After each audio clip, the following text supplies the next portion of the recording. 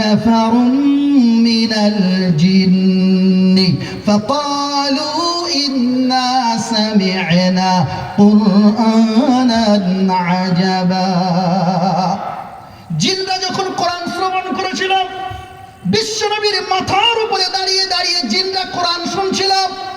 এই কোরআন শোনার পরে জিনরা বলেছিল, ফাকালু ইন্না সামি'না কুরআনান আজাবা, এমন আশ্চর্যময় কালাম আমরা জিন্দেগিতে শুনিনি। প্রথম কথা। দুই নম্বর তারা বলেছিল, ওয়ালান নুশরিকা বিরাব্বিনা আহাদা, আমরা এক আল্লাহর উপর ঈমান আনলাম আর যতদিন বেঁচে থাকব এক আল্লাহর সঙ্গে কারোর অংশী স্থাপন করব না। যদি মরতে হয় ঈমানের উপরই আমরা মরব। এটা জিনদের কথা, এফেক্টেড। কোরআন প্রভাব ফেলেছে তার উপরে। সুতরাং কোরআন আমাদের উপরেও প্রভাব ফেলবে যখন এই কোরআনের সাইকোলজি, কোরআনের অন্তর্নিহিত অর্থগুলো আমরা বুঝবো ইনশাআল্লাহ। আসুন, চলুন, এতক্ষণ তো আমি বুঝাচ্ছিলাম কোরআনকে কেমন ভাবে শোনা দরকার, এ কথা আল্লাহ কোরআনে বলেছেন। এবারে আসুন একটু আলোচনার দিকে এগিয়ে যাই। আজকের আলোচনা যেটা করবো সেটা হলো সূরাতুল আসর।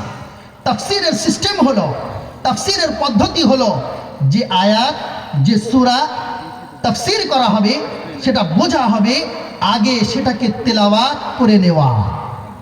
তেলাওয়াতের মধ্যে আল্লাহর রহমত ঝরে ঝরে পড়বে। সেই জন্য রাত, মধ্যরাত, এই গভীর রাত যখন অর্ধেক হয়ে যায় আল্লাহ প্রথম আসমানে নেমে আসেন। সুতরাং দেখেন বান্দার আমলগুলো। আলহামদুলিল্লাহ, এই হরিবোলা হাট, এই মসজিদের পার্শ্বস্থ ময়দানে যারা আমরা কোরআন শুনছি, এটা আল্লাহ স্বয়ং দেখছেন, স্বয়ং দেখছেন। এর থেকে বড় কিছু আর হতে পারে না। আমি কোনো ঘটনা, কোনো গল্প শোনাতে আসেনি। 700 কিলোমিটার পথ অতিক্রম করে এসেছি আপনাদের আমন্ত্রণে, আপনাদের দাওয়াতে, শুধুমাত্র এই কোরআনের মেসেজ দিতে, আর কিছু নয়, শুধুমাত্র এই কোরআনটা শোনাতে। জি, এ কোরআন আপনাদের কাছেও আছে, ও আমার 24 পরগনায়ও আছে।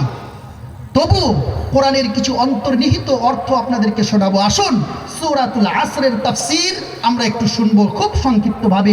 আগে আমরা তেলাওয়াত করে নিই। যারা পড়তে পারবেন পড়বেন, যারা পড়তে পারবেন না অন্তরের কান দিয়ে কোরআন শুনবেন। কোরআনের একটি বৈশিষ্ট্য হলো, কোরআন যেমন পড়লে সওয়াব, শুনলেও সওয়াব। একটু চিৎকার দিয়ে বলবেন না সুবহানাল্লাহ? জি, সবাই পড়েন আমার সাথে। أعوذ بالله من الشيطان الرجيم. بسم الله الرحمن الرحيم. والعصر إن الإنسان لفي خسر إلا الذين آمنوا وعملوا الصالحات وتواصوا بالحق وتواصوا بالصبر صدق الله العظيم. পবিত্র কোরআনুল কারীমে যতগুলি সূরা আল্লাহ নাজিল করেছেন, পবিত্র কোরআনুল কারীমে যতগুলি আয়াত আল্লাহ নাজিল করেছেন,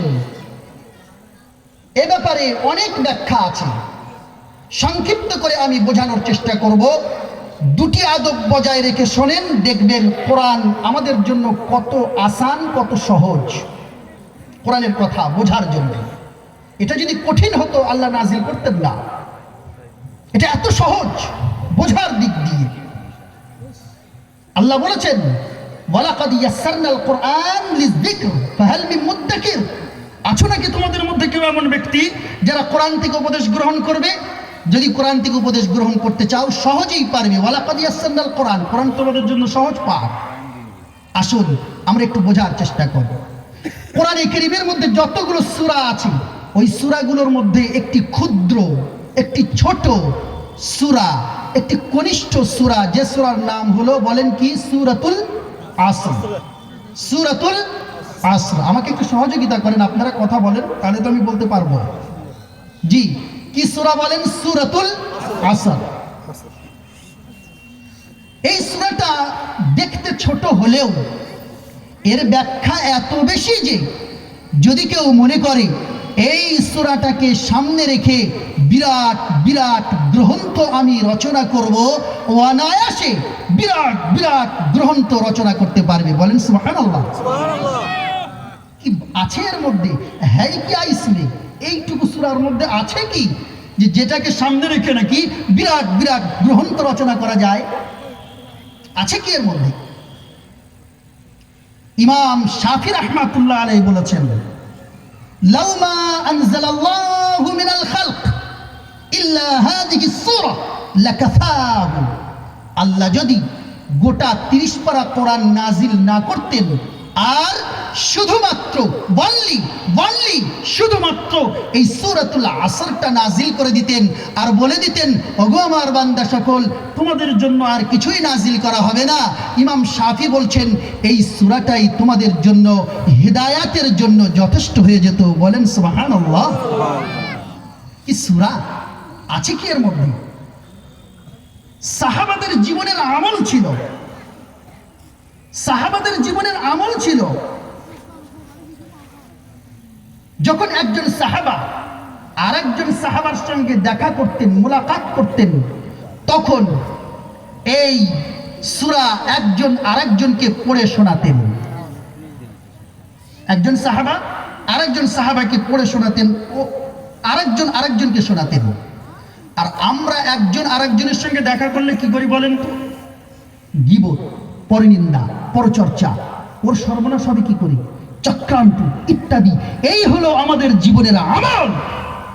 আর সাহাবাদের জীবনের আমল ছিল যখনই একে অপরের সঙ্গে দেখা হতো তারা সূরাতুল আসর, কোরআনের আয়াত, বিশ্বনবীর হাদিস একে অপরকে শুনিয়ে সমাজকে করত উন্নত। আর আমরা একে অপরের সঙ্গে দেখা করে করি গীবত, পরনিন্দা, পরচর্চা।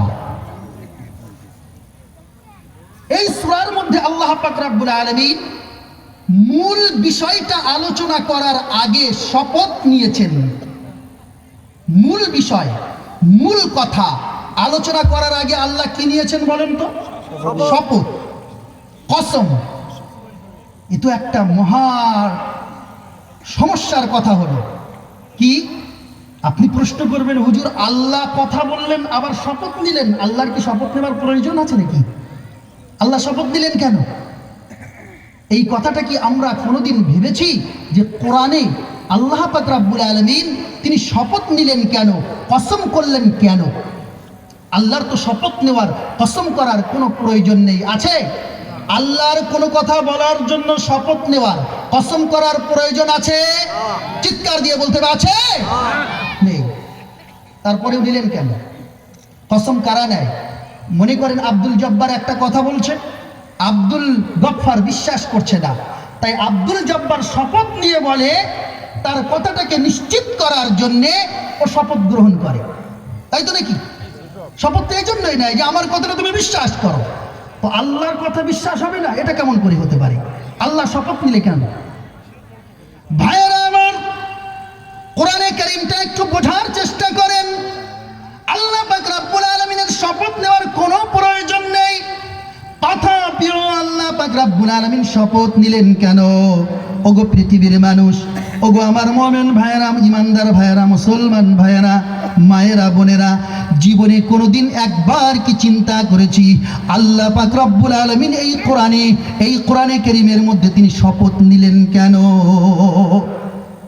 আল্লাহ পাক রব্বুল আলামিন ঘোষণা করেন, ওগো পৃথিবীর মানুষ, ইন্নামা আমরুহু ইযা আরাদা শাইআন আইয়াকুলা লাহু কুন ফায়াকুন। আমি আল্লাহ এমন শক্তিশালী, এমন ক্ষমতাধর, আমি কোনো কাজ যখন করার ইরাদা করি ওই ইরাদা করার সঙ্গে সঙ্গে হয়ে যায়। কিন্তু এরপরেও আমি শপথ নিলাম। আল্লাহ পাক রব্বুল আলামিন শুধুমাত্র সূরাতুল আসরে শপথ নিয়েছেন এমন নয়, কোরআনে কারীমের বিশেষ কিছু সূরা এমন আছে যেখানে আল্লাহ শপথ নিয়েছেন। যেমন সূরা ইয়াসিনের মধ্যে আল্লাহ শপথ নিয়েছেন, ইয়াসিন ওয়াল কুরআনিল হাকীম। মক্কার কাফেরেরা বিশ্বনবী মুহাম্মদুর রাসূলুল্লাহকে পাগল বলতো, মক্কার কাফেরেরা বিশ্বনবীকে গালিগালাজ করত, মক্কার বিভিন্ন গোত্রের লোকেরা বিশ্বনবী মুহাম্মদুর রাসূলুল্লাহকে নবী বলে মানত না। আল্লাহ রসুল ব্যথিত হলেন, আল্লাহ রসুল চিন্তিত হলেন, আল্লাহ পাক রব্বুল আলামিন ওই সমস্ত লোকদের বিরোধিতা করলেন, বিশ্বনবী মুহাম্মদুর রাসূলুল্লাহর সাপোর্ট নিলেন, শপথ করলেন, ও ইয়াসিন ওয়াল কুরআনিল হাকীম, ও গো নবী আমি কোরআনে কারীমের শপথ করে বলছি, ইন্নাকা লামিনাল মুরসালিন, নিশ্চয়ই আপনি হলেন নবী। যারা আপনাকে নবী বলে মানে না, আমি আল্লাহ কোরআনের শপথ করে বলছি তা আপনি হলেন নবী। এখন প্রশ্ন, কোরআনের শপথ আল্লাহ করলেন কেন? এইরকম ভাবে আল্লাহ পাক রব্বুল আলামিন সূরাতুল বুরুজের মধ্যে শপথ করলেন, ওয়াস-সামাই যাতিল বুরুজ, গ্রহ নক্ষত্র শোভিত আকাশের কসম, আকাশের শপথ, ওয়াল ইয়াউমিল মাউউদ, কিয়ামতের দিনের শপথ, ওয়া শাহিদি ওয়া মাশহুদ, শুক্রবারের দিনের শপথ, এবং ইয়াউমে আরাফা ৯ জিলহজের শপথ। ওগো মুমিন মুসলমানরা, তোমরা কোনোদিন ভেবেছো আল্লাহ তাআলা শুক্রবারের দিনের শপথটা কেন করলেন? আল্লাহ তাআলা ওই হজের দিনের শপথটা ৯ তারিখের শপথটা কেন করলেন? আল্লাহ তাআলা আকাশের শপথটা কেন করলেন? তুমি কি কোনোদিন ভেবেছো যে কোরআন তোমার ঘরে, কোরআনের ঘরে তুমি, তোমার ঘরে কোরআন, এই কোরআন নিয়ে কোনোদিন কি তুমি মনে করেছো আল্লাহ তাআলা এই কোরআনের মধ্যে শপথ নিলেন কেন? বুকে হাত দাও, ভাবো, চিন্তা করো, আল্লাহ শপথ নিলেন কেন? এমনি ভাবে আল্লাহ পাক রব্বুল আলামিন শপথ নিয়েছেন সূরাতুল কালামে, নুন ওয়াল কালামি ওয়া মা ইয়াসতুরুন। ওগো পৃথিবীর মানুষ, আমি 3টে জিনিসের শপথ করি, শোনো, কালি, কলম আর কাগজ। এই কালি, কলম আর কাগজ, এই 3টে জিনিসের শপথ করে বলছি। ওগো আমার মুমিন মুসলমান ভাইয়েরা, মায়েরা, বোনেরা, কোনোদিন এই কোরআন হাতে নিয়ে একদিনের জন্য কি চিন্তা করেছি আল্লাহ তাআলা এই সমস্ত বিষয়গুলোর শপথ কেন করলেন? একজন হাত তুলেন তো, একজন, 1%, একজন ব্যক্তি। কোনোদিন ভেবেছি, কোনোদিন চিন্তা করেছি আমরা যে আল্লাহ এই শপথটা নিলেন কেন, করলেন কেন? এর তো অনেক ব্যাখ্যা। এখন কি করে বোঝাবো আপনাদের? এই ভাঙা মজলিসে বোঝানো সম্ভব নয়, তবে সংক্ষিপ্ত করে বলবো যেটা বুঝে আসে। আল্লাহ তাআলা, প্রথম কথা, আল্লাহর কোনো জিনিসের শপথ নেওয়ার প্রয়োজন নেই, এটা হলো প্রথম কথা। 2 নাম্বার কথা, আল্লাহ তাআলা কোনো জিনিসের শপথ নিয়েছেন মানে ওই জিনিসটা, ওই বস্তুটা, ওই বিষয়টা যার শপথ আল্লাহ নিয়েছেন, ওই বিষয়টা মানব জীবনের সঙ্গে সম্পৃক্ত, মানব জীবনের সঙ্গে সংযুক্ত। বুঝলেন না? বুঝলেন না? অর্থাৎ কালি, কলম, কাগজ, এগুলো সব মানব জীবনের সঙ্গে সম্পৃক্ত। তারপর কোরআন মানব জীবনের সঙ্গে সম্পৃক্ত। মানুষের জন্য আসমান বানানো হয়েছে, মানুষের জন্যই কিয়ামত প্রতিষ্ঠিত করা হবে, মানুষ শুক্রবারে নামাজ পড়ে। এ সবগুলো কার সঙ্গে সম্পৃক্ত বলেন তো? বোঝাতে পারছি না মনে হয়। এই জিনিসগুলো কোন জিনিসের সাথে সম্পৃক্ত? জিনদের সাথে, গরু, ছাগল, ভেড়া, আল্লাহর সাথে। তবে কাদের সাথে? মানুষের সাথে। এর অর্থ হলো আল্লাহ পাক রব্বুল আলামিন বোঝাতে চাইলেন, ওগো পৃথিবীর মানুষ, যে জিনিসগুলির শপথ আমি আল্লাহ পাক নিয়ে থাকি, ওই জিনিসগুলো তোমার জীবনের সঙ্গে সম্পৃক্ত। তার মানে ওই জিনিসগুলোর তুমি গুরুত্ব অবশ্যই দেবে। বোঝা গেল? ওই জিনিসগুলোর কি দিতে হবে? গুরুত্ব। যেমন তুমি যদি কালি, কলম, কাগজের গুরুত্ব না দাও, শিক্ষিত হতে পারবে না, তুমি থাকবে মূর্খ। আল্লাহ বললেন কালি, কলম, কাগজের শপথ নিয়ে আমি আল্লাহ এক কথাই তোমাদের মেসেজ দিতে চাইলাম, ওগো দুনিয়ার মানুষ, এই পৃথিবীতে যদি মাথা উঁচু করে বাঁচতে চাও, তোমার জীবনে কালি, কলম আর কাগজটার ভালো ব্যবহার করো। বুঝলেন না? বুঝলেন না? বলেন তো। বোঝা গেছে যে আল্লাহ শপথ করলেন কেন? ওই জিনিসগুলোর গুরুত্ব বোঝাতে চেয়েছে। তার মানে আল্লাহ কালি কলম কাগজের শপথ করে বলছেন, হে পৃথিবীর মানুষ শিক্ষিত হও। মূর্খ থেকো না। মূর্খ কেন তুমি? আজকাল তো মুসলমান আর শিক্ষা দুটো যেন পজিটিভ আর নেগেটিভ। মুসলমান হয়েছে মানে শিক্ষিত হব না, মুসলমান ঘরের ছেলে মানে পড়ার দরকার নেই, মুসলমান ঘরের ছেলে মানে কাজ করবে, মুসলমান ঘরের ছেলে মানে চায়ের দোকানে, হোটেলে, দর্জিতে এইসব কাজ করবে। High high. অপরদিকে আল্লাহ কোরআনে বলছেন, হে মা আমার বান্দা বান্দিরা, কেন তোমরা কি একবার ভাবো না আমি আল্লাহ কালি কলম কাগজের শপথটা কেন নিলাম? এই জন্যই তোমরা যেন শিক্ষিত হতে পারো, এই কালি কলম কাগজের সঠিক ব্যবহার তোমরা করতে পারো।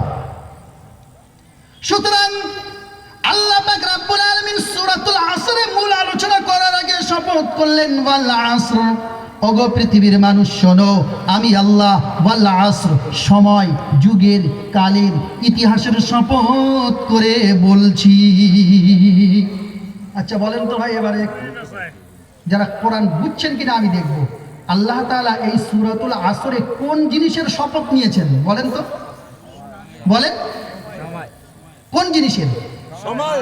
জি সময়। আলহামদুলিল্লাহ, আলহামদুলিল্লাহ, বুঝেছেন, বুঝেছেন।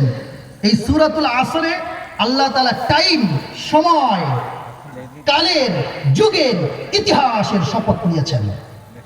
এবার একটু এগিয়ে চলেন। আল্লাহ পাক রব্বুল আলামিন এই যুগের, কালের, সময়ের শপথ নিয়ে মানুষকে কি বোঝাতে চাইলেন?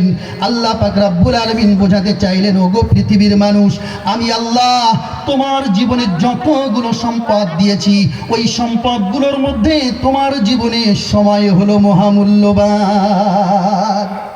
বোঝাতে পারলাম? তোমার জীবনে যতগুলো জিনিস আছে, যত যা কিছু আছে, তার মধ্যে সময়টা কি বলেন? মহামূল্যবান। তুমি সোনা হারিয়ে ফেললে কালকে দোকানে গিয়ে সোনা কিনে আনতে পারবে। তোমার জমিন যদি নষ্ট হয়ে যায়, টাকা পয়সা জোগাড় করে তুমি জমিন কিনে নিতে পারবে। বাড়ি থেকে যদি তোমার স্ত্রী চলে যায়, অন্য জায়গায় বিয়ে বসাতে পারবে। বাড়ি থেকে যদি স্বামী চলে যায়, সেই স্ত্রীটা অন্য জায়গায় বিবাহ বসাতে পারবে।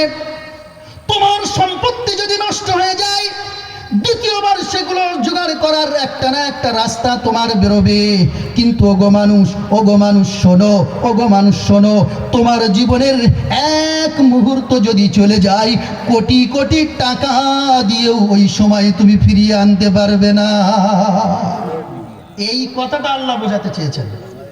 আজ এই কথাটা যদি বুঝে বাড়ি যেতে পারি, খোদার কসম করে বলছি ভাই, আজকের এই জলসা সার্থক। আমার বেশি লোকের দরকার নেই। আমি প্রথমে বলেছি সেই বক্তা আমি নয়। আমি যেটা পড়াশুনো করে আসি, নোট করে আসি, পড়াশুনো করে আসি, সেটা বলি। সামনে দুজন তিনজন যে থাকেই থাক, কতজন থাকলো দরকার নেই। তবে ভালো লাগছে এটাই যে আমি কোরআনের কথা আলোচনা করার আগে একটা কথা বলেছিলাম যে নীরবতার সঙ্গে আর চুপচাপ বসে একটু ভদ্রতার সঙ্গে শুনবেন, আপনারা সেই কাজটা করছেন। এটা আমি বড় খুশি, আলহামদুলিল্লাহ। সময় বেশি নেব না, চিন্তা করবেন না। আমি সময়ের গুরুত্ব দিই, যেহেতু সময়ের আলোচনা হচ্ছে আজকে।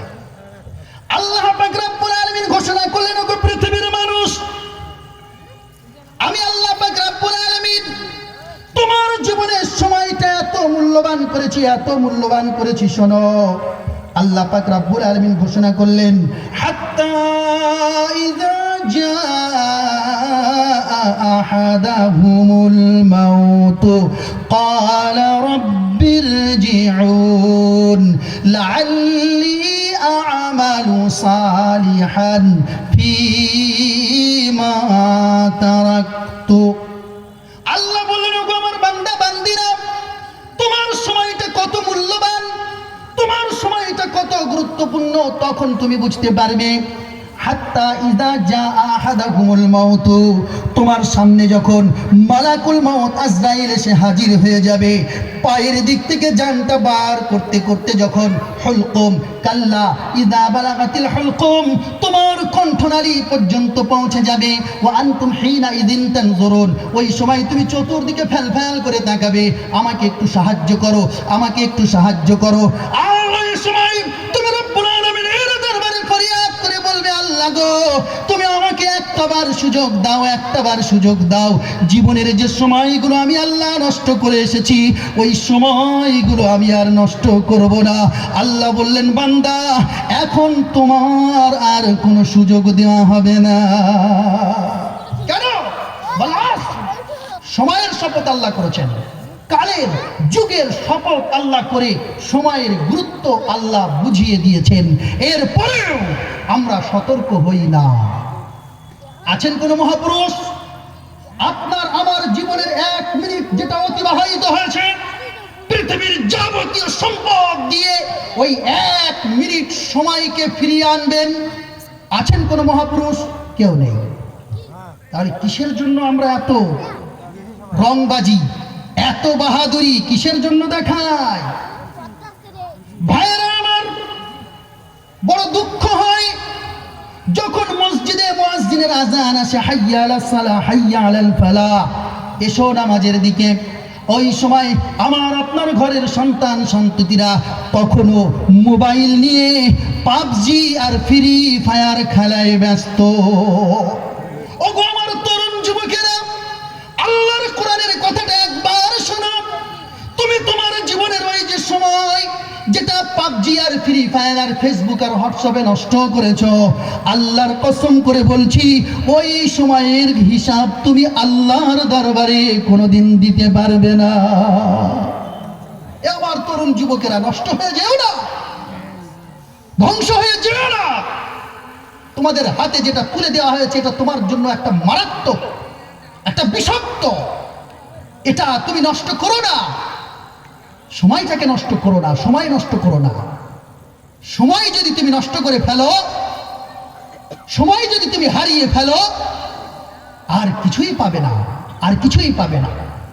বিশ্বনবী জনাবে মুহাম্মদুর রাসূলুল্লাহ ঘোষণা করেছেন, ওয়ান ইবনে আব্বাস রাদিয়াল্লাহু তাআলা আনহু قال قال رسول الله صلى الله عليه وسلم نعمتان مغبون فيهما كثير من الناس الصحة والفراغ। আল্লাহর নবী বলছেন আমার উম্মতিরা দুটো জিনিসে বিরাট ধোঁকা খায়। কটা জিনিসে বলেন? দুটো। একটা হলো as-sihhatu, যখন সে সুস্বাস্থ্য থাকে, মানে শরীর যখন তার ভালো থাকে, হেঁটোই যখন ক্ষমতা থাকে, ও একচোট দেখে, বলে আয় কে আসবি আয়। এই সুস্থ যখন থাকে তখন ও একচোট দেখে, ও মনে করে আমি কোনোদিন বুড়ো হব না, বুড়ি হব না। আল্লাহ রাসূল বলছেন এই সুস্থতা থাকার সময় ও ধোঁকা খেয়ে যায়। 2 নাম্বার ওয়াল ফারাগ, তার হাতে যখন সময় থাকে ওই সময়ের গুরুত্ব সে দেয় না। ঠিক বলছি না ভুল বলছি বলেন তো? ঠিক তো? দেখেন কোরআনের তাফসীরের সাথে আমাদের বাস্তব জীবনটা একটু মেলাই, তবেই কিন্তু আমরা পরিবর্তনের রাস্তা, পরিবর্তনের পথ খুঁজে পাব।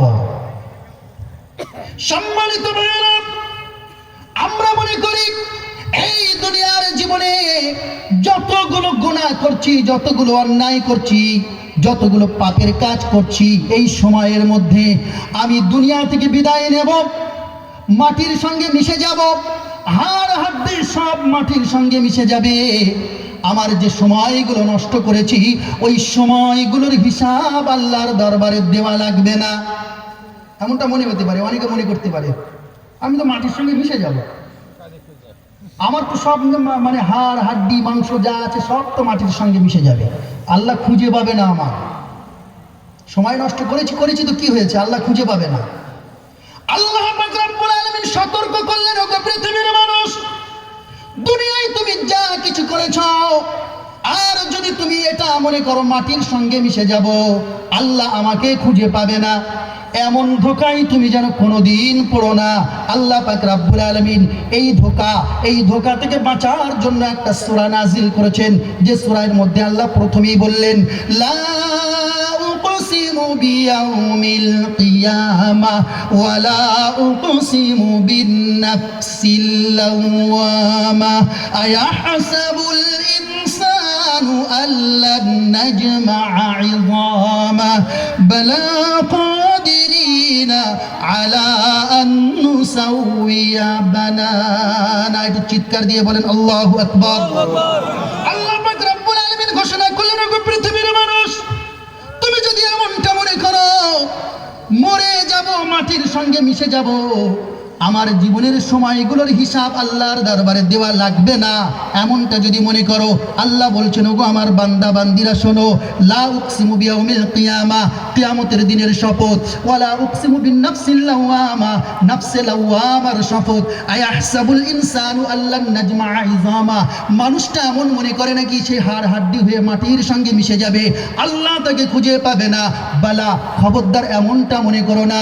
বালা কাদিরিনা আলা আন নুসাউইয়া বানানা, আমি আল্লাহ তোমাদেরকে জানিয়ে দিই, শোনো, মাটির সঙ্গে মিশে যাবে, তারপরেও বালা কাদিরিনা আলা আন নুসাউইয়া বানানা, আমি তোমাদের আঙ্গুলের অগ্রভাগ দেখে আমি আল্লাহ আবার দ্বিতীয়বার জীবিত করে দেব।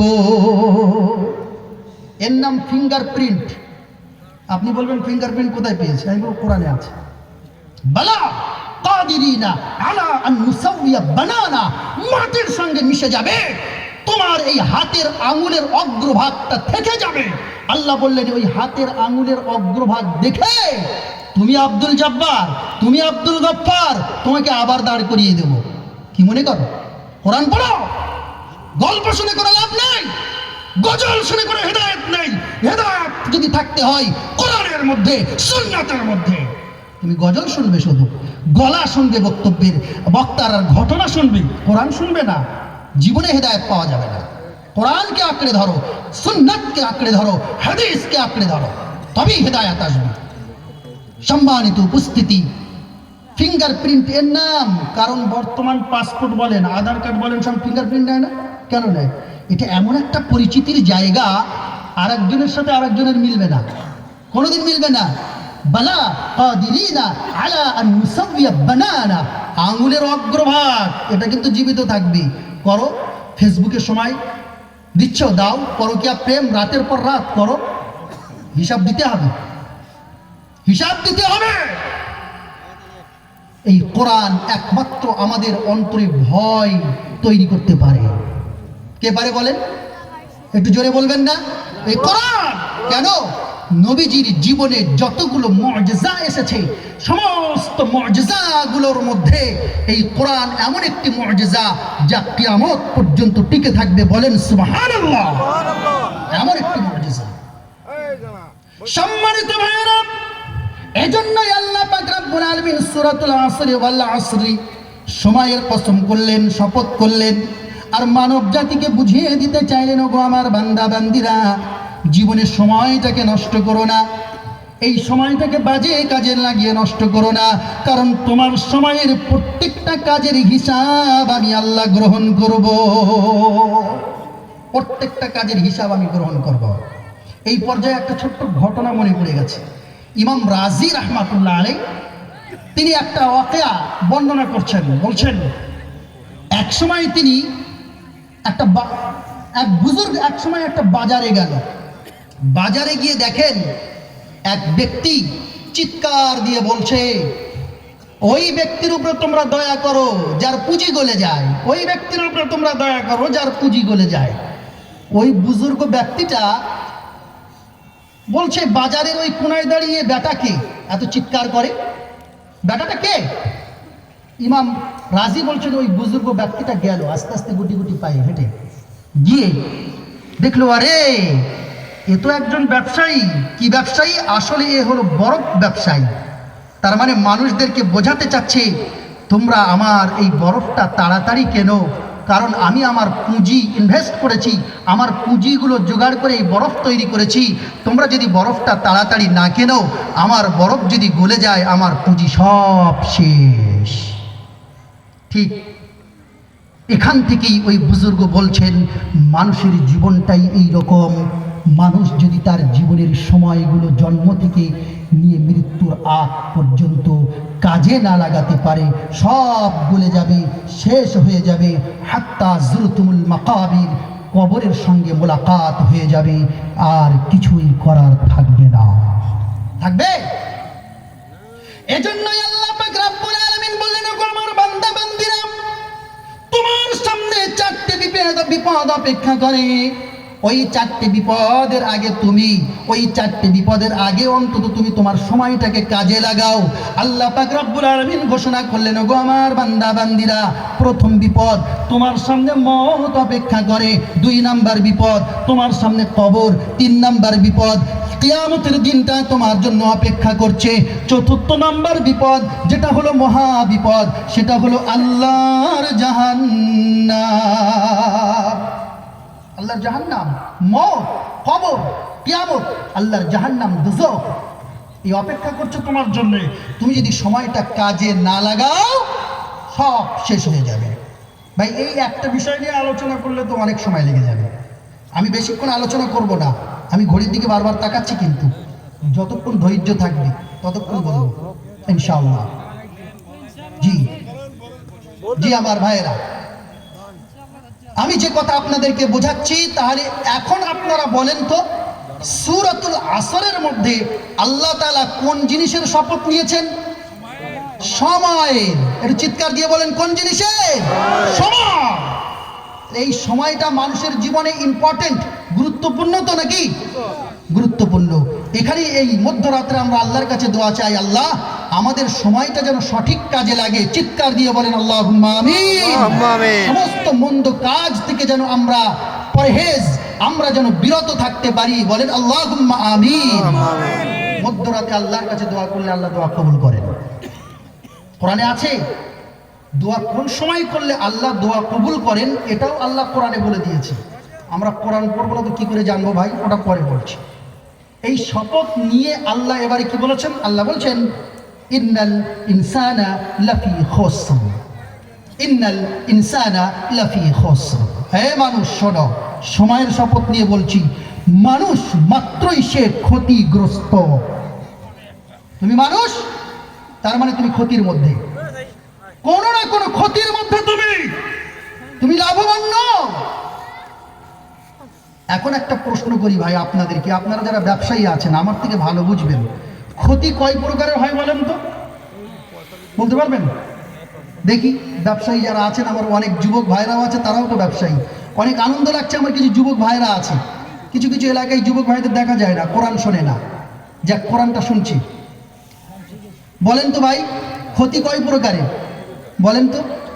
আপনারা জানেন, আমি বলছি ক্ষতি 2 প্রকারের। একটা হলো একজন ব্যক্তি 50,000 বলেন 60,000 টাকা দিয়ে ব্যবসা শুরু করেছে, এখন ব্যবসা করে করে লাস্টে দেখলো যে লাভ কিছুই হলো না, শুধু পুঁজিটাই আছে, এ এক ধরনের ক্ষতি, শ্রমটাই তো বেকার হলো। আর একটা ক্ষতি কি বলেন তো, যে 50,000 বা 60,000 টাকা আমরা লাগিয়েছি, লাভ তো কিছুই হলো না, বরং ওই পুঁজি যেটা সেটাও গেল। কোন ক্ষতিটা বড় বলেন তো? এই পুঁজি শুদ্ধ যেটা আউট হলো এটাই তো বড় ক্ষতি। এটাকে আমরা বলি দেউলিয়া হয়ে যাওয়া। কি বলে? দেউলিয়া। আমাদের উত্তর 24 পরগনা ওই এলাকায় ভাষায় বলে দেউলিয়া, মানে একবারে নিঃস্ব হয়ে গেছে।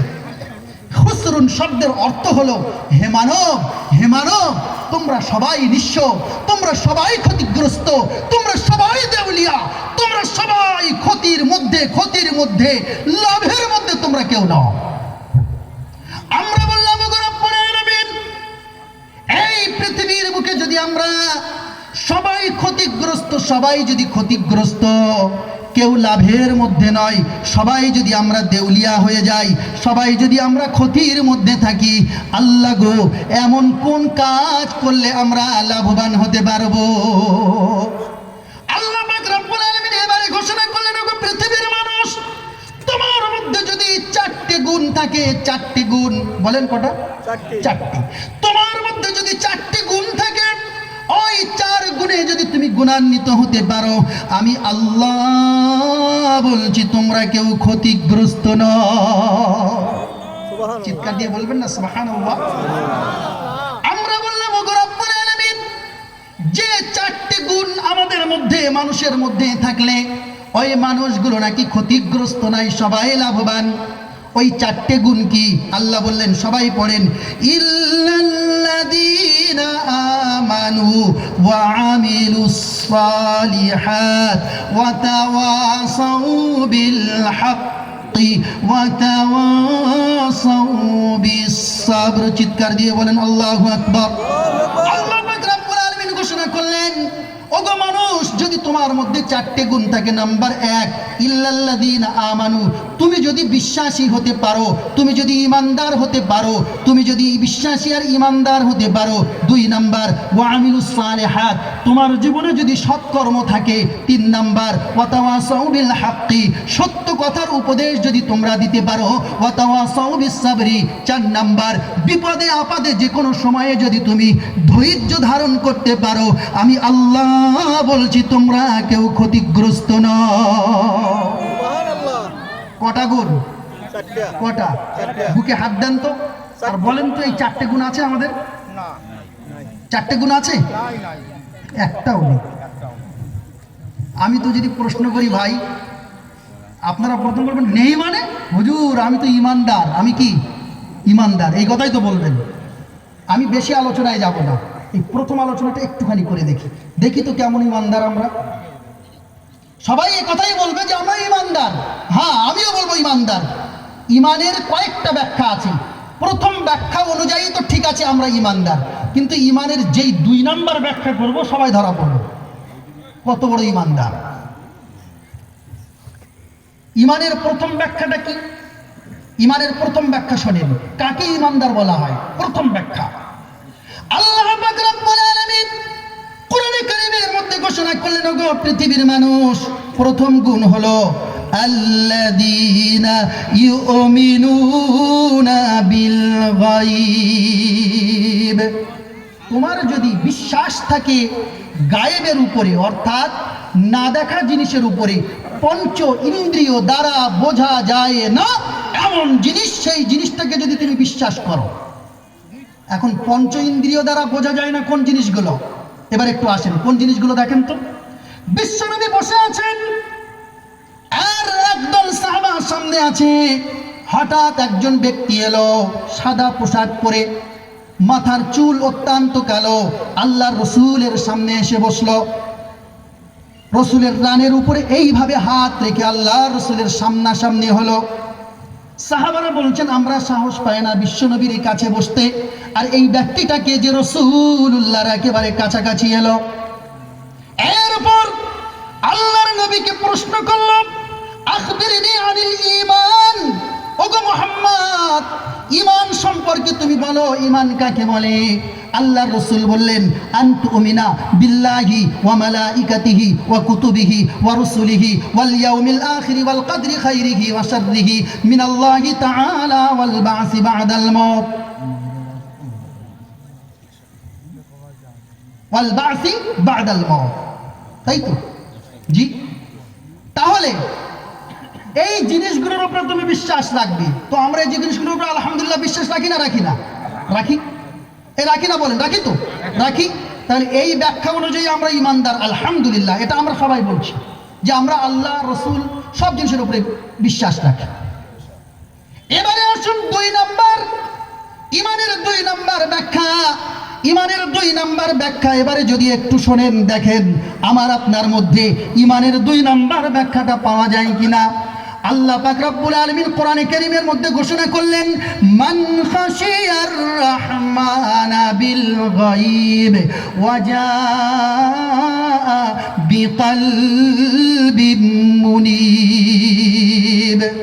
হে দুনিয়ার মানুষ, আল্লাহকে না দেখে যতটা তুমি বিশ্বাস করো, আল্লাহকে না দেখে তুমি অতটা কি ভয় করো?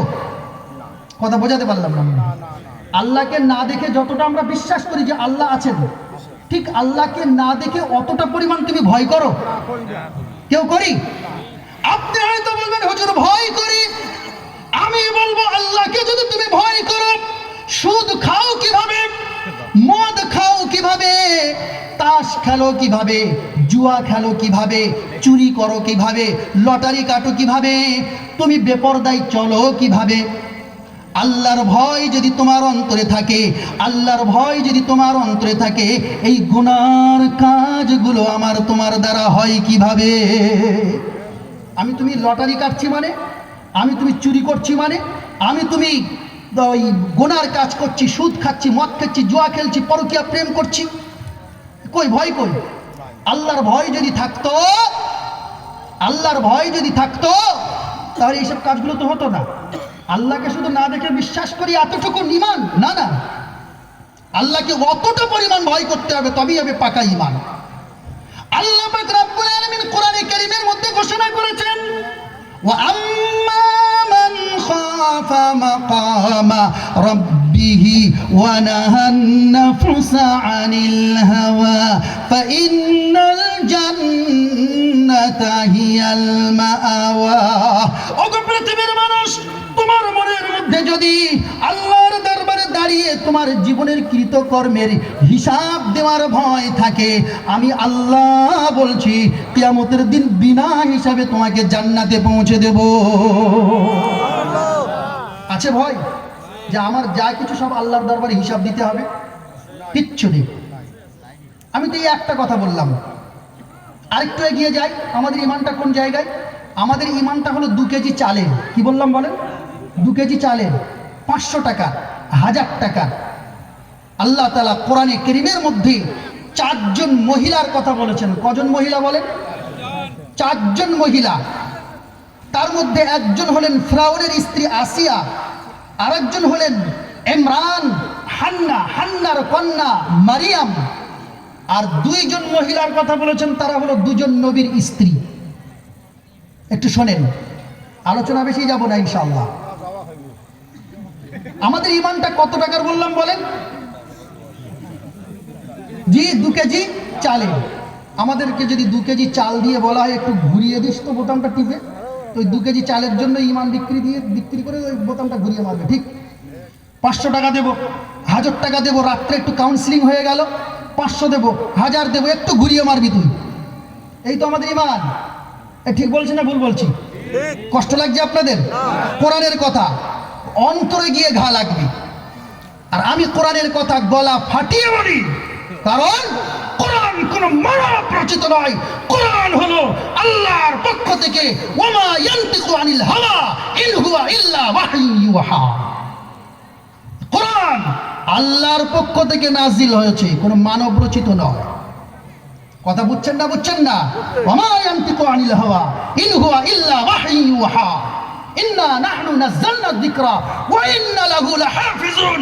পৃথিবীর মানুষ সর্বশক্তি দিয়ে কোরআনকে যদি মুছে দেওয়ার চেষ্টা করে, তারা মুছে যাবে, কোরআন আল্লাহর জমিন থেকে মুছবে না। কোরআন আল্লাহর জমিন থেকে মুছবে না। এটাই হলো আমার ঈমান কোরআনের উপরে। তুমি কে? কোরআন মুছে দেবে, দুনিয়া থেকে মিটে যাবে। কোরআন আল্লাহ যখন চাইবেন তখন তুলে নেবেন, তার আগে কারোর ক্ষমতা নেই। যে কথা আমি বলছি আপনাদেরকে বোঝানোর জন্য, আমাদের ঈমান 2 টাকার, আমরা ঈমান নষ্ট করে ফেলি। যদি আমাদের ঈমানটা ফিরাউনের স্ত্রী আসিয়ার মতন হতো। কার মতন বলেন তো? ফিরাউনের স্ত্রী আসিয়ার মতন। আল্লাহ তাআলা কোরআনে কারীমে এই আসিয়ার দৃষ্টান্ত আমাদেরকে দিয়েছেন। একজন মহিলার দৃষ্টান্ত আল্লাহ তাআলা আমাদেরকে দিয়েছেন কোরআনে কারীমের মধ্যে।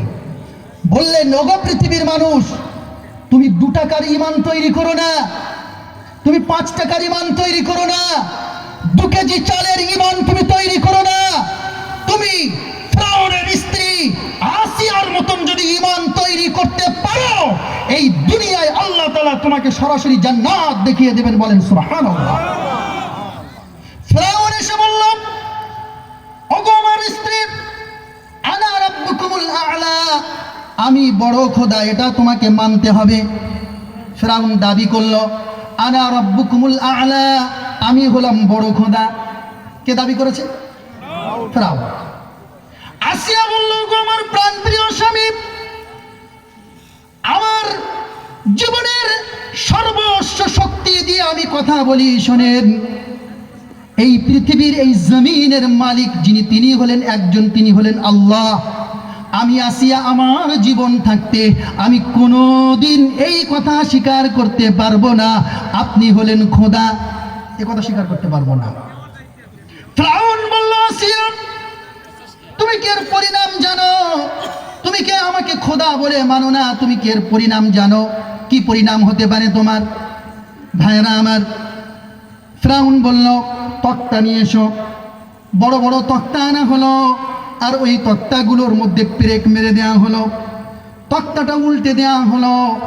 ফিরাউন বলল, আসিয়া, এই যে পেরেকওয়ালা তক্তা তুমি দেখছো, এখনো যদি তুমি আমাকে খোদা বলে না স্বীকার করো, আমি কিন্তু এই তক্তা প্রেকওয়ালা তক্তার উপরে তোমাকে শুইয়ে দেব।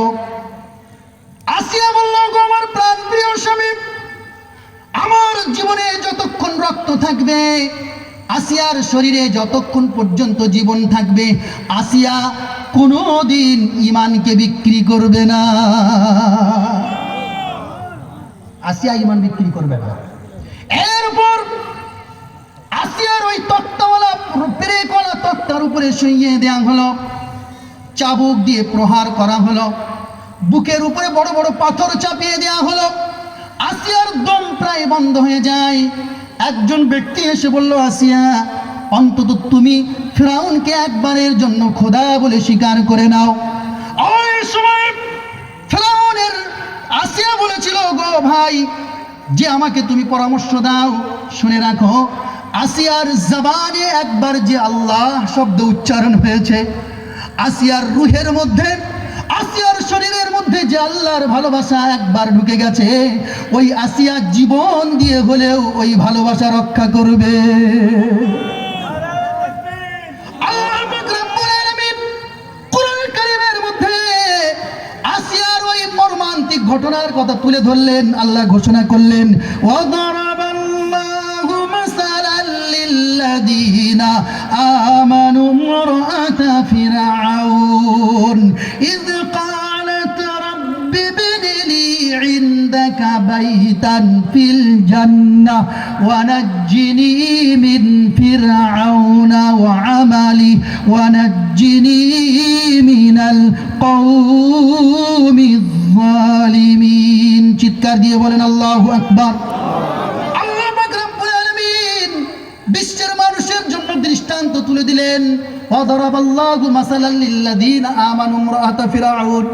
ও গো আমার বান্দা বান্দিরা, 1000 টাকার জন্য, 2000 টাকার জন্য, 3000 টাকার জন্য, 5000 টাকার জন্য, 10,000 টাকার জন্য তোমার জীবনের শ্রেষ্ঠ সম্পদ তুমি ঈমানটাকে বিক্রি করে দাও।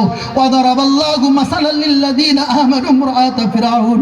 আসিয়ার স্ত্রী ফিরআউনের দৃষ্টান্ত আমি আল্লাহ তোমাদের সামনে তুলে দিলাম। আসিয়ার বুকের উপরে যখন বড় বড় পাথর, আসিয়ার দমগুলো বন্ধ হয়ে যায়, ওই সময় আসিয়া আল্লাহর দরবারে দোয়া করেছিলেন। কি দোয়া করেছিলেন? ইয ক্বালাত রাব্বি ইবনি লি ইনদাকা বাইতান ফিল জান্নাহ। আসিয়া দোয়া করেছিলেন, ওগো রব্বুল আলামিন, এই ঈমানকে বাঁচিয়ে রাখার জন্য, এই ঈমানকে প্রতিষ্ঠিত করার জন্য, এই ঈমানের উপরে বহাল থাকার জন্য আমাকে এত কষ্ট দেওয়া হয়, আল্লাহ দুনিয়ার কিছুই আমি চাই না। ইয ক্বালাত রাব্বি ইবনি লি ইনদাকা বাইতান ফিল জান্নাহ। আল্লাহ গো, জান্নাতের মধ্যে তোমার পাশে আমার জন্য একটা ঘর বানিয়ে দিও। আল্লাহ পাক রব্বুল আলামিন জিবরাইল আমিন আলাইহিস সালাতু ওয়াস সালামকে পাঠিয়ে দেন, ওরে জিবরাইল, যা, দৌড়ে যা, দেখ একজন মহিলার ঈমান দেখ, ফিরআউনের স্ত্রী আসিয়ার ঈমানটা একবার দেখ, দুনিয়ার মানুষের কাছে দৃষ্টান্ত তুলে ধর। আসিয়ার মতন ঈমান কি তারা বানাতে পারবে? আসিয়ার মতন ঈমান কি তারা বানাতে পারবে? আল্লাহ পাক রব্বুল আলামিন জিবরাইল আলাইহিস সালাতু ওয়াস সালামকে অর্ডার করলেন, জিবরাইল যা, আসিয়ার সামনে গিয়ে আমার দয়ার জান্নাত সরাসরি খুলে দাও। দুনিয়ায় ঈমানের উপরে প্রতিষ্ঠিত থেকে আল্লাহর দয়ার জান্নাত সরাসরি যে মহিলাটা দেখেছেন, সে হলো ফিরআউনের স্ত্রী আসিয়া। ওই ঈমান আছে? আমাদের ঈমান তো 5 টাকা। কোরআন শুনে হজম করা অত সহজ না। আপনি মনে করেন কি এমনি এমনি জান্নাতে যাব নাকি? এমনি এমনি যদি জান্নাতে যেতে হয়, নবীজির দাঁত শহীদ হতো না। এমনি এমনি যদি জান্নাতে চলে যেতাম, তাইফে নবীজির রক্ত ঝরানোর কোনো দরকার ছিল না। এ যুবক, কোথায় তোমরা? তুমি মনে করো রোনাল্ডো, মেসি, বিরাট কোহলি, সিনেমার নায়ক নায়িকা, অভিনেতাদের অনুসরণ করে আল্লাহর দয়ার জান্নাতে যাবে? অত সহজ না। আল্লাহর দয়ার জান্নাতে যেতে গেলে এই পৃথিবীতে কষ্ট সহ্য করতে হবে, দুঃখ সহ্য করতে হবে, অনেক বাধা বিপত্তি সহ্য করে তারপরেই জান্নাত পাওয়া যাবে এই কোরআন অনুসরণ করে। মনে রেখো, কোরআনের মেসেজ দিতে এসেছি। এই 700 কিলোমিটার পথ অতিক্রম করে ভাই আমি ভেবেছিলাম লোকজনের যা অবস্থা একটা পর্যন্ত বলবো, বয়ান বেশি করব না, 1:03 হয়ে গেছে, কিন্তু যেহেতু আপনারা শুনছেন সেই জন্য আমি বলছি। জি, আপনারা যেহেতু শুনছেন সেই জন্য আমি বলছি। জি জি জি, ঠিক আছে ঠিক আছে। তো আমি এই পর্যায়ে যে কথা আপনাদেরকে বোঝাতে চেয়েছি সেটা হলো এই, আল্লাহ কিসের শপথ নিয়েছেন বলেন? সময়ের শপথ নিয়ে বললেন তোমরা সব ক্ষতির মধ্যে, কেউ লাভবান নও। 4টে গুণ যদি তৈরি করতে পারো লাভবান হবে। 4টের মধ্যে একটা হলো ঈমান। যে ঈমান আসিয়ার ছিল, কার ছিল বলেন? আসিয়ার ছিল।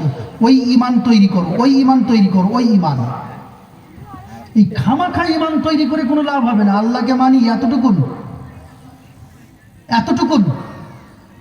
আমাদের মহারাজ তিনি কলকাতায়, তিনি তার ধর্ম নিয়ে যে মেহনত, যে পরিশ্রম করেন, অবাক। অন্তত আমাদেরও তো তার কাছ থেকে এই শিক্ষা নেওয়া উচিত। তিনি তার কাজের জন্য যদি পরিশ্রম করতে পারেন, মেহনত করতে পারেন, আমরা আমাদের কাজের জন্য তো পরিশ্রম করতে পারি। শিক্ষা তো এটা নিতে পারি, এই শিক্ষা তো নিতে পারি মহারাজের কাছ থেকে। শিক্ষা এটাই নিতে পারি, পরিশ্রম করা, মেহনত করা। এই মেহনত করার শিক্ষা তো নিতে পারি এই সমস্ত মানুষদের কাছ থেকে। সারা দিন রাত আশ্রমে পড়ে থাকেন কেন? তিনি যে কাজ করছেন সেই কাজের মেহনত করছেন, পরিশ্রম করছেন সারা দিন রাত, বাড়ি ঘর ছেড়ে এই কাজ করেই যাচ্ছেন। আমরা তো এই মহান ব্যক্তির কাছ থেকে এতটুকু শিক্ষা নিতে পারি, আমরাও আমাদের কাজের জন্যে, আমাদের ইমানের জন্যে আমরাও এই মেহনতটুকুন তো করতে পারি, এতটুকুন শিক্ষা নিতে পারি না? হায় হায়। সম্মানিত ভাইয়েরা, বেশি আলোচনায় গেলে আপনাদের অন্তরে ঘা লেগে যাবে, সেই জন্যে বেশি ডিপে না গিয়ে ওপর থেকে তাড়াতাড়ি শেষ করার চেষ্টা করি। এরপর প্রথম গুণ কি বলেন? ঈমান। ঈমান, ঈমান। এই ঈমান আমাদের তৈরি করতে হবে। মনে রাখবেন, আমার আপনার মধ্যে ঈমান আছে কিনা তার একটা মাপকাঠি আল্লাহ কোরআনে বলে দিয়েছেন। আল্লাহ বলছেন, ওগো পৃথিবীর মানুষ, তোমার মধ্যে ঈমান আছে কিনা, তুমি প্রকৃত ঈমানদার কিনা, তার জন্য 3টে গুণ তোমার মধ্যে থাকা লাগবে। ওই 3টে গুণ যদি তোমার মধ্যে পাওয়া যায় তাহলে তুমি ঈমানদার।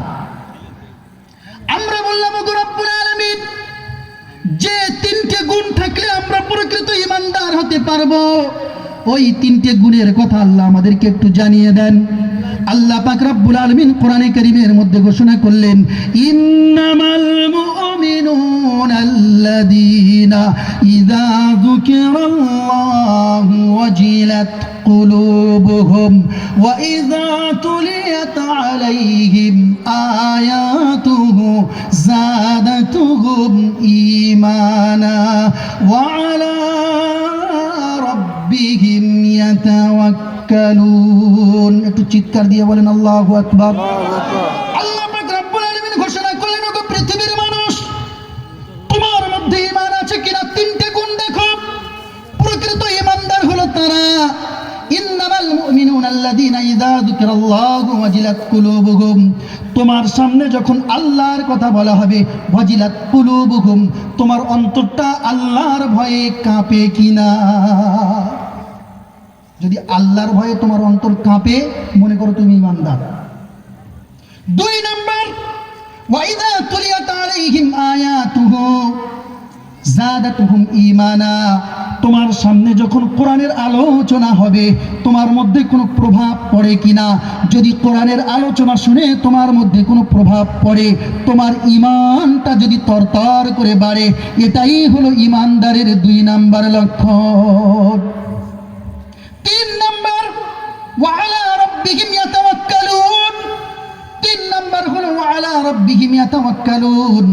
ঈমানদার যেখানে, যে অবস্থায়, যে বিপদের সামনেই হোক না কেন, ওয়া আলা রাব্বিহিম ইয়াতাওয়াক্কালুন, যার কাছে সে মাথা নত করেছে তার উপরে ছাড়া কারোর উপরে কোনোদিন ভরসা করে না। আমাদের ভরসা টাকায়, আমাদের ভরসা জনবল, আমাদের ভরসা বাহুবল। হা হা হা, টাকা দেখাতে পারবে তো? এসব লোকবল, জনবল, বহুবল, অর্থবল, কত বল তুমি দেখাবে? সব শেষ হবে এক আওয়াজে। আল্লাহ শুধু বলবেন, কুল ইয়াতাওয়াফা মালাকুল মউত, দে মউত। এই এতটুকুন কথা। যা, তুমি আব্দুল জব্বার, আর তখন আর আব্দুল জব্বার না, তুমি একটা লাশ। তোমার তখন বলবে লাশ, মরা দেহ, যাও ওরে পুড়িয়ে দিয়ে আয়, শ্মশানে আর নাই কবর দিয়ে আয়। এই তো বলবে। বিশ্বনবী জনাবে মুহাম্মদুর রাসূলুল্লাহ বললেন, ওগো আমার সাহাবারা, তোমরা কি জানো একজন মানুষ যখন মৃত্যুবরণ করে কটা জিনিস সঙ্গে যায়? সাহাবারা বললেন, ইয়া রাসূলুল্লাহ, আমাদেরকে একটু বুঝিয়ে দেন। আল্লাহ রাসূল বললেন, তিনটে জিনিস সাথে যায়। একজন মানুষ মরে যাওয়ার পরে সর্বপ্রথম তার আত্মীয় স্বজন, পুত্র পরিজন, গ্রামবাসী, পাড়া প্রতিবেশী, বন্ধু বান্ধব, তারাই হু হু করে কেঁদে ওঠে। আর ওই ব্যক্তিটাকে কবর দেওয়ার জন্য এরা গুটি গুটি পায়ে হেঁটে যায়। এক। দুই নাম্বার, ওই ব্যক্তিটাকে কবর দেওয়ার জন্য খাটিয়া, কোদাল, সরঞ্জাম ইত্যাদি সঙ্গে করে নিয়ে যাওয়া হয়। দুই। আল্লাহ রসুল বললেন, ওই ব্যক্তিটাকে কবর দেওয়ার পরে ওই দুটো জিনিস ফিরে আসে। দুটো জিনিস ফিরে আসে মানে যারা কেঁদেছিল এরাই আগে চলে আসে। নাকি আপনাদের এখানে কেউ আব্বা মরে গেছে, মা মরে গেছে, ছেলে ওখানে ঘর বেঁধে বাস করছে? আছে নাকি এরকম কেউ? আমাদের ওদিকে তো নেই, আপনাদের দিকে আছে মনে হয় নাকি? আব্বা মারা গেছে, তাই কবরের পাশে ওখানে একটা ঘর করে আব্বার জন্যে, বাবার জন্যে ওখানে বসে আছে, কাঁদছে। এরকম হয় নাকি? আল্লাহ রসুল বললেন, ওই যারা কেঁদেছিল ওরাই আগে ফিরে আসে। তারপর ওই অন্য লোকেরা ওই খাটিয়া, কোদাল ওরা নিয়ে চলে আসে। তার মানে এতটুকুন সম্পত্তিও রেখে আসা হয় না ওর জন্যে, এই দুটো জিনিস ফিরে আসে। এরপর বিশ্বনবী বললেন, ওগো আমার সাহাবারা শোনো, ওই কবরে আর একটা জিনিস সঙ্গে যায়, সেটা ফিরে আসে না। আল্লাহ রাসূল বললেন, আল্লাযী খালাকাল মাউতা ওয়াল হায়াতা লিয়াবলুয়াকুম আইয়ুকুম আহসানু আমালা। মত এবং জীবন এবং জন্ম এবং মৃত্যুর মাঝখানে আল্লাহ যে সময় দিয়েছেন, ওই সময়ে যে যা কিছু করেছে, যা কিছু আমল করেছে, ওই আমলগুলো একটা খাতা হয়ে, একটা দস্তাবেজ হয়ে ওর কবর পর্যন্ত যায়। ওটা কিন্তু কবরই থেকে যায়, ফিরে আসে না। আসে নাকি? আসে না। কিসের বাহাদুরি, কিসের রংবাজি? আল্লাহর কোরআন শোনো, দিলে অন্তত পরিবর্তনের একটা রূপরেখা তৈরি হবে। আমি যে কথা আপনাদেরকে বোঝাতে চাচ্ছিলাম, ঈমান, ঈমান, ঈমান, ঈমান তৈরি করো। এই প্রথম গুণ, এই প্রথম গুণ। আমরা মনে করি অনেকদিন বাঁচবো। না না না না না। আফাহাসিবতুম अन्नमा खलकनाकुम आबसा व अन्नकुम इलैना ला तुरजाउन। क्या तुम यही समझते हो कि तुम इस दुनिया में बराबर रहोगे, मरोगे नहीं और तुमको लौटना नहीं? हाय हाय, ये क्या बात है? ये कैसी बात है? हो ही नहीं सकता। तुमको जाना है, यहाँ से रुखसत करना ही है। तुम्हें मौत दिया जाएगा। तुम्हें मरना है, मरना है, मरना है। মরতেই হবে, কোনো উপায় নেই। সেই জন্য ঈমান তৈরি করি যতদিন আছি ভাই, ঈমান তৈরি করি। ঈমানবিহীন কিন্তু আমরা নাজাত পাবো না। সম্মানিত উপস্থিতি, 2 নাম্বার গুণ। এই 2 নাম্বার গুণের কথা বলে আমি আরেকটা অন্য কথা বলে দোয়া করব ইনশাআল্লাহ। 2 নাম্বার গুণ কি? আল্লাহ পাক রব্বুল আলামিন বললেন, তোমার মধ্যে যদি 2 নাম্বার গুণ থাকে, 2 নাম্বার, ওই 2 নাম্বার গুণ যদি তোমার মধ্যে পাওয়া যায়, তাহলে তুমি ক্ষতির মধ্যে নও, লাভের মধ্যে। আল্লাহ বললেন, ওই 2 নাম্বার গুণ হলো ওয়া আমিলুস সালিহাত, ওয়া আমিলুস সালিহাত, নেক কাজ করো, সৎ কাজ করো, ভালো কাজ করো। কি বললেন? নেক কাজ করো, সৎ কাজ করো, ভালো কাজ করো। ভাইরা, অল্প সময় নিয়ে একটু ধৈর্য ধরে বসেন, একটু ধৈর্য ধরে বসেন আর কথাগুলো একটুখানি শোনেন। বর্তমানে আমরা কোরআনের সঙ্গে আমাদের জীবনের আমলগুলো মেলাবো। ওয়া আমিলুস সালিহাত, আমার মায়েরা, বোনেরা, আমাদের জীবনের কর্মগুলোর সাথে কোরআনের আয়াতগুলো একবার মেলাবো। ওয়া আমিলুস সালিহাত, সৎ কাজ করছি নাকি অন্য কাজ করছি, দেখি তো আমরা জান্নাতি নাকি আমরা জাহান্নামী। আমি আল্লাহর নামের শপথ করে বলছি, আমার মায়েরা, বোনেরা, আপনারাও শুনবেন। কোরআনে কারীমের মধ্যে আমলগুলোর যে ব্যাখ্যা দেওয়া হয়েছে ওই ব্যাখ্যা অনুযায়ী যদি আমরা আলোচনা করি, অলরেডি আমরা জাহান্নামে নরকে গিয়ে বসে আছি। আল্লাহ বললেন 2 নম্বর গুণ, ওয়া আমিলুস সালিহাত, নেক কাজ করো, সৎ কাজ করো। আর আমরা ওই নেক কাজ, সৎ কাজ বাদ দিয়ে যে কাজ করছি ওই কাজের বিবরণ আল্লাহ কোরআনে দিয়েছেন। আগে বলি সৎ কাজ বলতে আমরা কি বুঝি, সৎ কাজটা কি, নেক কাজটা কি, ভালো কাজগুলো কি। যে ভালো কাজের সাথে আপনার মুসলমানি পরিচয় জড়িয়ে আছে। আপনি যদি ওই সৎ কাজগুলো, ওই ভালো কাজগুলো না করেন, মুসলমান দাবি করা আপনার জন্য মিথ্যা হবে। আমিলুস সালিহাত থেকে আপনাকে মুসলমানি পরিচয় লাভ করতে বলা হচ্ছে। আর মুসলমানি পরিচয়টা আসবে ঈমানের সাথে কিছু আমল করার মধ্য দিয়ে। ভাইয়েরা আমার, আল্লাহর নবী বসে আছেন, সাদা কাপড় পরে একজন ব্যক্তি এলো, চুলটা খুব কালো।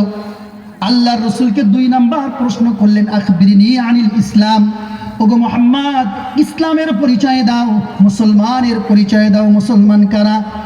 আল্লাহ রাসূল বললেন, মৌলিক গুটি কয়েক কাজ তাকে অবশ্যই করতে হবে। আল্লাহ রাসূল বললেন, প্রথম কাজ আনতা শাহাদা আল্লা ইলাহা ইল্লাল্লাহ, প্রথম কাজ ঈমানের উপরে প্রতিষ্ঠিত থাকা। 2 নাম্বার ওয়া ইকামিস সালাহ, 3 নাম্বার ওয়া ইতাইজ যাকাত, 4 নাম্বার ওয়াল হজ, 5 নাম্বার ওয়া সাওমি রমাদান। এই কথা বোঝাতে পারলাম? এবারে আপনি বোঝেন মুসলমানি পরিচয় বাকি থাকবে কিসের উপরে? মুসলমানি পরিচয় বাকি থাকবে ঈমান আনার পরে, বিশ্বাস করার পরে ভয়যুক্ত ঈমান। এই ভয়যুক্ত ঈমানের সাথে সাথে যে আমল আপনাকে করতে হবে, আমার মায়েরা বোনেরা একটু কান খাড়া করে শোনেন। এই ঈমান এবং বিশ্বাসের পরে যে পরিচয়, যে কাজে মুসলমানি পরিচয় পাবেন সেটা হলো আমল। আর ওই আমলগুলোর মধ্যে সব থেকে গুরুত্বপূর্ণ আমল হলো ইকামিস সালাহ, নামাজ পড়ো, নামাজ পড়ো, নামাজ পড়ো। তোমার মধ্যে নামাজ নেই তো কিচ্ছু নেই, তোমার মধ্যে নামাজ নেই, তুমি মুসলমানি দাবি করছো মানে মিথ্যাবাদী। বিশ্বনবী বলেছেন, মান তারাকা সালাতান মুতাআম্মিদান ফাকাদ কাফার, যে ব্যক্তি ইচ্ছাকৃত নামাজ ছাড়লো সে যেন কাফির, অস্বীকারী, যদিও প্রকৃত নয়। যেন নবীজি বলেছেন, as-salatu ইমাদুদ্দিন, নামাজ হলো দ্বীনের খুঁটি। তুমি শুধু তক্তা লাগালেই হবে না, তলায় যদি খুঁটি না দাও সেই তক্তা কোনোদিন টিকে থাকতে পারে না। নামাজ, নবীজি বলেছেন সালাত হলো এমন জিনিস যেটা হলো ঈমানদারদের মেরাজ। এই নামাজ বাদ দিয়ে কোনোদিন মুসলমানি পরিচয় থাকে না। যাকাত যদি ওয়াজিব থাকে, ওই যাকাত আদায় না করলে কোনোদিন মুসলমানি পরিচয় বাকি থাকতে পারে না। হজ যদি আপনার উপরে ফরজ থাকে, ওই হজ আপনি যদি আদায় না করেন, মুসলমানি পরিচয় আপনার বাকি থাকতে পারে না।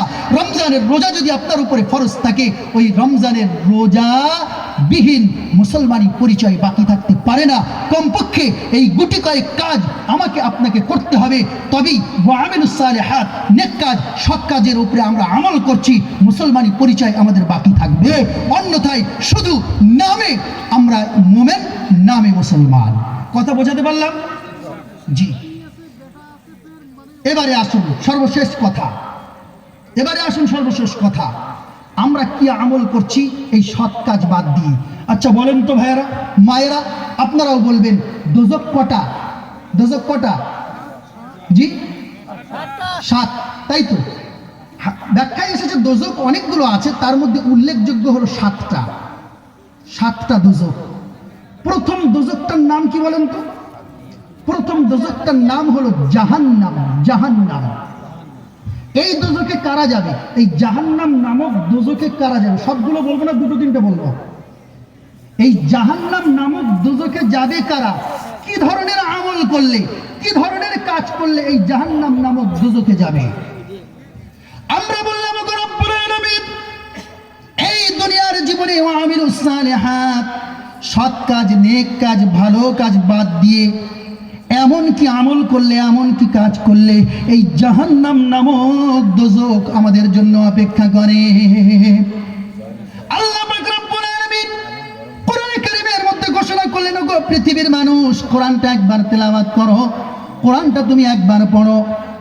তোমার মধ্যে যদি এমন ধরনের কিছু কাজ থাকে, আল্লাহ বললেন ইন্না জাহান্নামা কানাত মিরসাদা লিত্তাগিনা মাআবা লাবিসিনা ফিহা আহকাবা লা ইয়াযুকুনা ফিহা বারদাও ওয়ালা শারাবা।